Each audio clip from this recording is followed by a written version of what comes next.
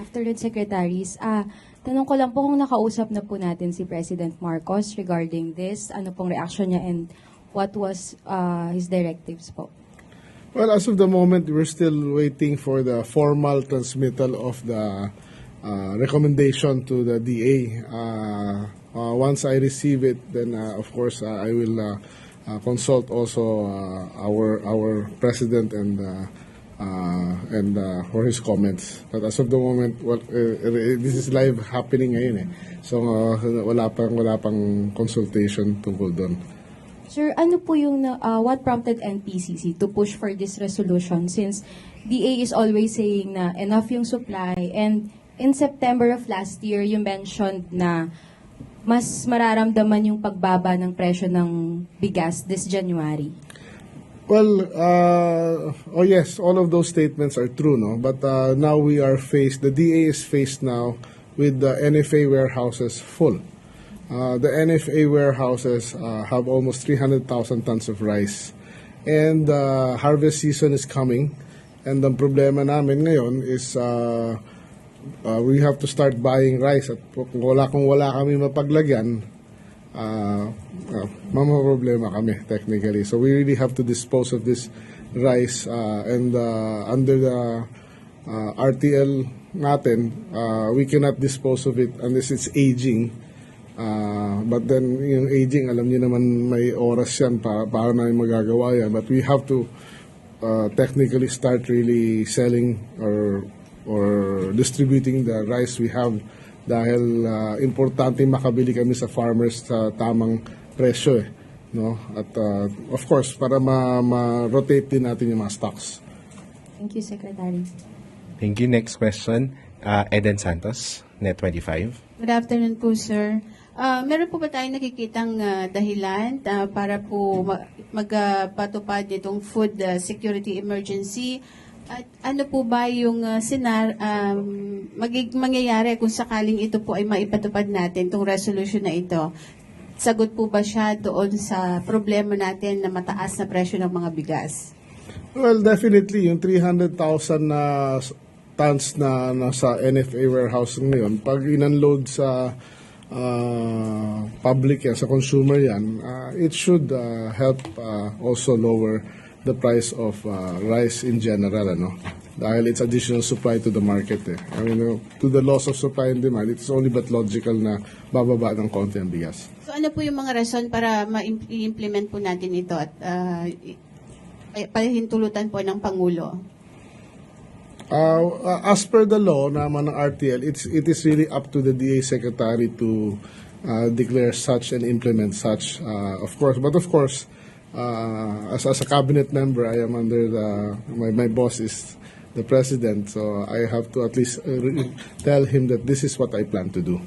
Secretary, nakaka-receive po ba kayo ng mga reports na yung quality po ng bigas na ibinebenta sa mga kadiwa ng Pangulo, kadiwa centers, ay medyo hindi daw po maganda?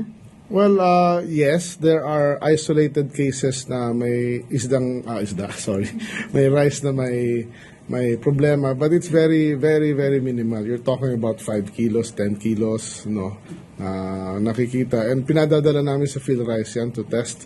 And so far, meron mga reports na meron siguro let's say out of one lot na 1,000 bags ng bigas, siguro may nabasang isang ilang sako, siyempre sa rami ng volume. So, of course, minor. But if you talk about the whole scheme of things, yung percentage, it's less than point something of a percent. Next question, Clazel Perdilla, PTV. Sir, good afternoon. How likely will the DA approve the national emergency recommendation, and when do you plan to implement it? Well, as I mentioned, talagang punong-puno na yung warehouses ng and actually a group of Mindoro rice farmers went to the DA 2 weeks ago saying na punong-puno na yung warehouse nyo, paano kayo makakabili sa amin pag hindi nyo so there is also that particular issue that we really have to face to solve, no, and kailangan talaga namin ibenta eh. Sir, kailan po dapat maibenta na? Hopefully, once we receive the recommendation, we'll finalize the moves, no? Hopefully, first week of February, maano na yan. Sir, sorry, last na lang po. Sir, sabi nyo, sana ma-influence yung market price. By how much po nito mapapababa yung prevailing price ng bigas? Well, meron tayong sinet na MSRP, no? Yung MSRP na yun is at 58. That's the first step. It's a multiple attack to on the situation, ano? So meron tayong NFA rice, meron tayong MSRP starting at 58. Pero yung MSRP na yun na 58 will be reviewed every 2 weeks and malamang ibababa natin yung MSRP na yun. You know? As of the moment, there's a target of bringing it down to MSRP 52, 50 by end of February. Of course, pag pumasok yung NFA rice din na pumasok sa market, and mahirap magsabi eksakto, no? Dahil you might quote me on that and use it against me in the future, but 3 to 5 pesos is really possible, in my opinion. Lalo na yung world prices din, bumaba na rin ngayon eh. Oo. Next question, Ace Romero, Philippine Star. Secretary, in relation to the likelihood of you approving that resolution, given the circumstances, do you think there's enough justification to come up or to approve such a recommendation or resolution? The data is very clear when we presented to the NPCC. Nung tumaas ang presyo ng bigas, world market, then tumaas din yung local price. Then nag-maintain siya hanggang ngayon eh. Pero nagbaba tayo ng tarifa from 35 to 15%. Hindi bumaba yung mga branded na bigas sa merkado. It maintained at 60 to 64 eh, nakikita natin. So ibig sabihin, sa MSRP 58 natin ngayon, ibig sabihin yung mga 64 na yun, magiging 58 dapat yun. Yung mga 60 magiging 58. So technically, it should be lowered talaga. So in principle, pwede nating sabihin na may basihan po. May solid data tayo na that shows na justified talaga to. So, connected po dun. So, do we need that resolution to release the buffer since pwede naman palang ibigay yung price sa kadiwa, Secretary Roque? Again. Kailangan pa ba natin ng actual resolution na yun to release that buffer since we can transfer? Ako nasasagot dun. Under the RTL law, hindi namin ma-release yun to anybody except during emergencies like calamities. So, ang delikado namin, arami nating bigas, hindi natin ma-release because of this problem, then there's a good chance mabulok yan. Diba? So, kailangan, we have to do something. Last na lang po para sa akin. So, ano ba yung tinitingnan nating reasons? Bakit po kaya yung ine-expect nating pagbaba ng price hindi na-attain despite the interventions, despite the supply? Well, in my opinion, medyo may konting profiteering in my opinion. That's a direct answer to that. Yung presyo na 62 na yun, dapat as of now, dapat 58 yan. Pero dapat after 2 weeks from now, dapat 55 yan. Dahil pababa ang world market prices. Unfortunately, it was set at 58 because the existing stocks natin ng imported rice natin na 5% broken was imported at that price and to parang margin. At saka yung bili ng ng rice mills saka traders ng palay in the last year was average of 27 pesos and as high as 30. Yung 30 pesos na yun, kung kumpitin mo ngayon plus the margins hanggang retail, 58 yun eh. Kung binaba natin masyado yan, ibig sabihin, pati yung local rice mills o yung local, na bumili ng local rice, malulugi.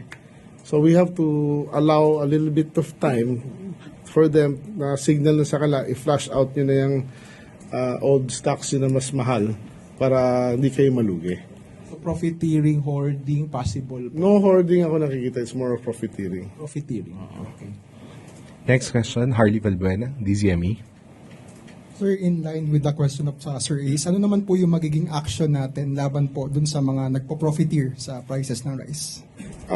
As of the moment, the DA actually has no powers. That's why we have been coordinating with the DTI dahil ang DTI may enforcement powers. So I will turn over the floor to Secretary Roque about enforcement. The DTI will, of course, monitor and enforce the directive of the DA regarding the price. So, from there, so far, we haven't found anyone yet. But if in case meron, then we will act accordingly. Ano po yung sanction na possible kaharapin ng There's different sanctions, no? Usually, we penalize them also with, may pera na may money involved na dapat ibayaran nila for not following the price monitoring or the price given by the DA. Meron din ako idadagdag. Kanina lang na pag-alaman ko through Mayor Zamora and Chairman Artes na ang municipalities pala and cities also have their NPCCs, then that they can also declare na ganito dapat ang presyo with their sanggunian and they can enforce. Just to add. Sir, last question na lang po on my end. Are we considering increasing our rice imports given to alleviate po the extraordinary prices of rice? No, there is no need to increase rice imports. We have just to temper the businessmen to magawing reasonable yung presyo nila while still maintaining profitability. Tuesday New, DZBB. Good afternoon, Secretaries. Secretary Laurel, sir, sabi niyo kanina nakausap, may meeting kayo with the local Metro Manila Council, I understand. Yes. So, paano po ang naging pagtanggap nila dito sa plano na magbenta rin sa kanila ng NFA rice? Well, ang initial reaction was very positive and we're quite happy na NFA will maglalagay ng kadiwa para sa mga and there was actually a recommendation na magdagdag pa kami ng mga mobiles para doon sa mga depressed areas and meron pang suggestion na pati sa munisipyo every 15th and 30th magbebenta.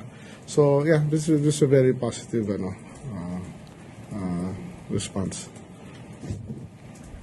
Sam Medinilla, Business Mirror. For Sec Laurel. Sir, na-mention nyo kanina na isa sa reason kung ba't magde-declare ng food emergency yung parang overcapacity na ng mga warehouses ng NFA. Bali, ano po ba yung expected natin na ma-harvest na rice sa upcoming harvest season? At saka, wala po bang kinoconsider yung government to expand the capacity ng mga NFA warehouse? The NFA is currently building more warehouses, and it's ongoing, and we should see some of the warehouses to be finished this year, As far as the other question, pakiulit mo lang. Yung regarding po dun sa yung sa harvest po. Okay, yung sa harvest natin, unfortunately last year, mababa yung harvest natin, almost 700,000 plus tons na palay less due to El Nino and La Nina. This year, if ma-restore yung amin budget na rice program na nawalan ng almost 10 billion. Pero last Monday, medyo nagawa na ng paraan ng ating presidente na mai-restore yun. I would like to thank the President, of course. We are targeting 20.460 million metric tons. Yun ang target natin. If ma-restore yung budget of 30 billion for the rice program. Hi, sir. Follow-up lang po. Yung dun sa expected na mga warehouse na matapos this year, ilang capacity po yung madadagdag nun dun sa atin? Kasi di ba ngayon overcapacity na 300,000 metric tons. So ilan po yung madadagdag kapag natapos yung mga ongoing na NFA warehouse? Hopefully another 50,000 tons. Yeah. Thank you. Christian Yusores, Radyo 630. Just to clarify, yung 50,000 metric tons includes yung mga tinatayo namin ng DA na rice processing systems na may silos, Just for clarification. Hi, Sec. Na-mention niyo po kanina na obvious na sa data na kailangan na rin nga pong aprobahan yung recommendation for food security emergency. Pero nabanggit din po ninyo na kailangan niyo pa din itong i-consult kay President. So may chances pa rin po ito na hindi maaprobahan. Maybe yes. And then, sir, na-mention niyo rin kanina na within the past years naman na may mga efforts tayo to bring down the prices of the rice. Kasama na rin doon yung inaprobahan recently na Anti-Agricultural Smuggling Act. May naging effect na po ba to sa pagbaba ng presyo ng bigas? Well, yung Anti-Agricultural Smuggling Act actually I don't think has an effect on rice prices, ano. But definitely it has an effect on the smugglers, no. Ang balita ko sa industry, talagang takot na takot lahat sa batas na to. And they should be, di ba? But on lowering of rice prices, I don't think hindi naman yun yung main purpose ng batas na yun. Last na lang, sir. So, to clarify lang, sir, kapag inaprobahan na po ng DA, kailangan po siyang ipa-approve kay President or hindi na po? Hindi, by law, no. Sa inyo na lang po mag-e-end yung approval. Yes. Thank you po. Ann Soberano, Bombo Radyo. Sir, good afternoon. Sir, just want to get your reaction lang. Kasi kahapon, sa Quinta Committee ng House of Representatives, iba-iba yung reaction ng ating mga congressman doon sa pagtatda ng 58 pesos na maximum suggested retail price. Sabi nila, hindi daw ito makatotohanan. At saan po daw nyo nakuha yung base nyo na 58 pesos po yung maximum suggested retail price? Yeah, it is quite unfortunate na wala ako doon kahapon dahil pinatawag ako sa Malacanang, ano. I could have explained it better, I guess. But last night may nakausap ako mga ilang kongresista at pinaliwanag ko yung buong programa. Kasi 58 pesos is just the start of a program. No, it will go down and there is definitely hindi ako maglalagay ng isang figure without rational, no, the right rationale. As I said kanina, ang presyo ngayon ng ng 5% broken na pinaka-popular na imported rice was purchased at $700 to $720 per metric ton. Diba? Tapos ang palay naman na binili ng traders and rice mills na local was from 27 to 30 pesos for the last half of the year. No, except the last 2 months siguro na mas bumaba ng konti. That represents 58 pesos sa merkado, 'di ba? Pag binaba natin immediately yan to 55, ibig sabihin malulugi lahat. And we do not want a weak local rice system and the importers. But then it also gives them a signal, hoy, ito na kami. Ito na yan. After 2 weeks, ibababa namin yan. After 2 weeks, ibababa natin. It gives them time to it gives everybody time to renegotiate with the whole value chain, from importers to the suppliers from abroad, the farmer to the rice mill to the trader to the retailer, no. Ang sinasabi natin sa buong industriya, mag-usap-usap kayo, dapat ganito lang. Dito ito kita nyo. Huwag sobra. Kawawa naman ang consumer natin. Pero how was the feedback po doon sa mga congressman na nakausap nyo? Kasi medyo sila doon sa 58 pesos po. Well, I'm supposed to, they called me again next Wednesday. And I think that will be an ample opportunity to explain it very well.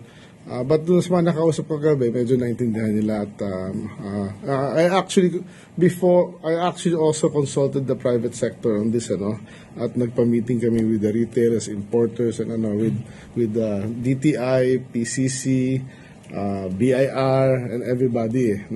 This decision to peg it at 58 was not a decision that was made arbitrary. No, it is made through consultation and everything. But I have to admit, it is at the high price. But then, wag natin i-shock muna yung sistema. Let's bring it down gradually para, give time to everybody to adjust. Tuesday New, DZWB. Secretary Laurel, sir. Sir, sabi niyo 300,000 tons yung kailangan i-dispose from NFA warehouses. Yes, almost 300,000 Almost tons. 300,000. Pagka na-approve na po ba itong reso, lahat ng 300,000 kailangan i-dispose and then papalitan ng panibagong harvest from the Yes. farmers? Yes. The same amount, sir, o kailangan... Hopefully more, kasi yung 300,000 na yun was based on, that's why we need more warehouses, and if we have to rent, we will rent. Ang average price nga last year natin ng palay was 27 pesos per kilo ang bili natin, di ba? So this year, kung mas mababa, kung ang set na price namin hopefully is 21 to 23, so we should be able to buy more rice from the farmers. At sa presyo na 21 to 23 pesos ang rice, happy pa rin ang farmer, no? Pia Gutierrez, ABS-CBN. Sir, since nabanggit nyo na nanatili pa rin mataas yung presyo ng bigas despite the reduction in tariffs, do you see the need or will you recommend returning yung tariff rates natin to the original 35%? Well, number one, kanina, we were pleasantly, not surprised, but happy na nakita namin ni Sec Roque na yung sa Pasig Market, wala ka na makitang 60. Bumaba na, meron na silang 40, meron pa kami nakitang 39 38 pala, which we did not see when we started going around So nagre-react na yung market, no? Yes, siguro ang sagot doon, meron, we're thinking of an idea na baka mahirap sabihin kasi baka mapintasan na naman, but baka I might recommend a hybrid na certain type of rice 15 pa rin, a certain type of rice or quality of rice yung 5% pwedeng iakyat sa 35, something like that, no? Anong klase mga rice yun, sir? Basically 5% broken and 25% broken. That's an idea, but and then there's also a clamor nga na from the industry na or the other organization na ibalik na sa 35. But I think we can only, pag bumaba na yung presyo talaga at sumunod lahat, then baka pwede na ibalik. No? But as of the moment, anyway, may review naman every 4 months So talagang pag-aaralan mabuti yan.